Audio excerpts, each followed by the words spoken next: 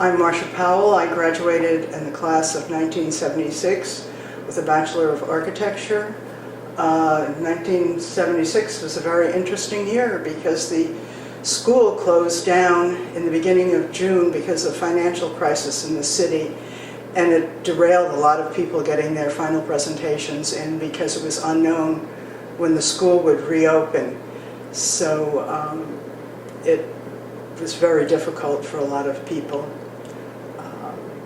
When I tell you a little more about myself, I actually usually get things done beforehand, so I was actually able to do my final presentation when they all of a sudden announced that the school was going to be reopened. So it was a difficult time. City College School of Architecture that time was, I guess, I was going to say baby, but I think it was a toddler architecture school. It was in the Curry building. I guess it was only about 10 or so years old. I don't remember exactly. This is the 50th anniversary, so it was, I'd say, a toddler going on into adolescent architecture school. So it was an exciting time.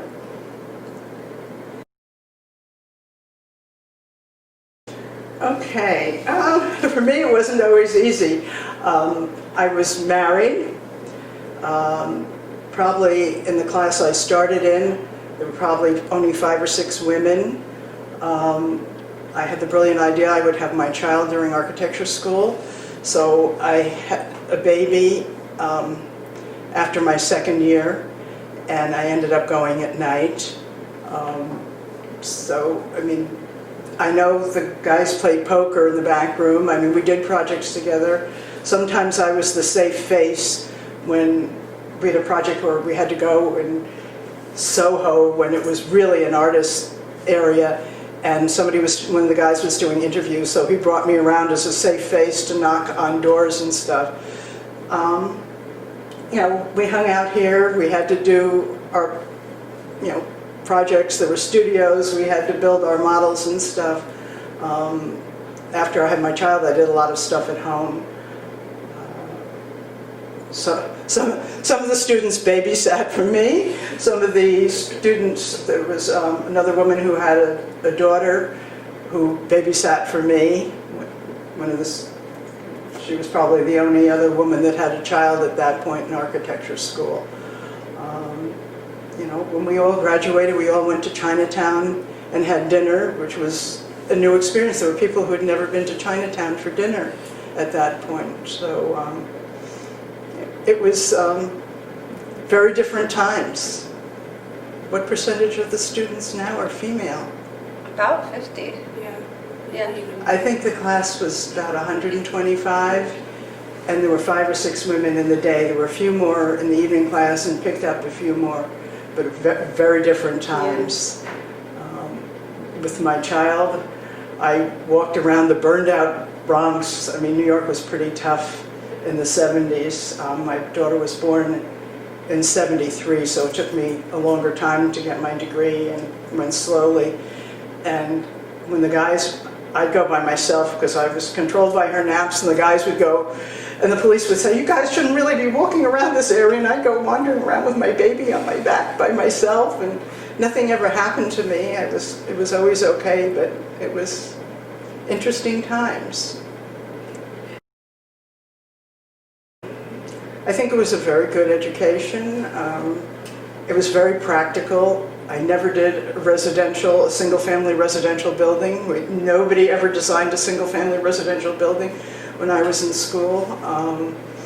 Again, it was a very different philosophy. All our projects were, in places you never wanted to be, burned out areas of the Bronx and stuff. I met a lot of people. In my career, I ended up working, the last many years of my career, I worked for health and hospitals, doing a lot of the procurement, both for construction and for consultants, and trying to make the process better. So, I was always running into City College graduates, so that was, really great experience. I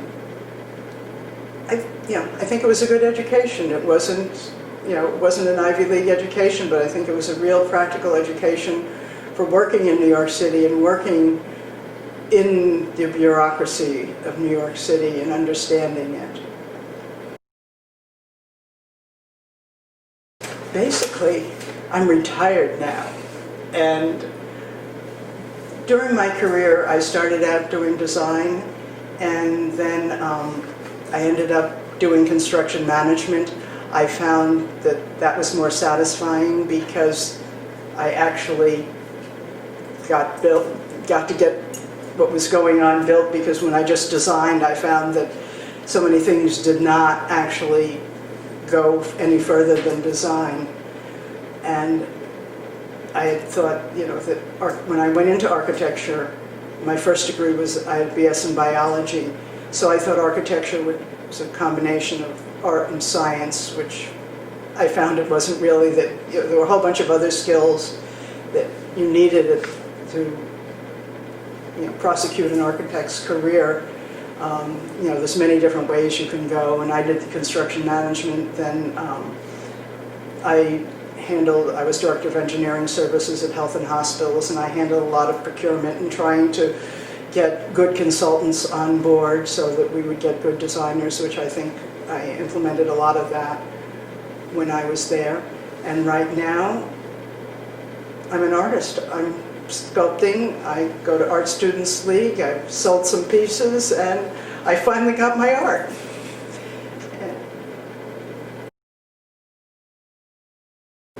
Flexibility.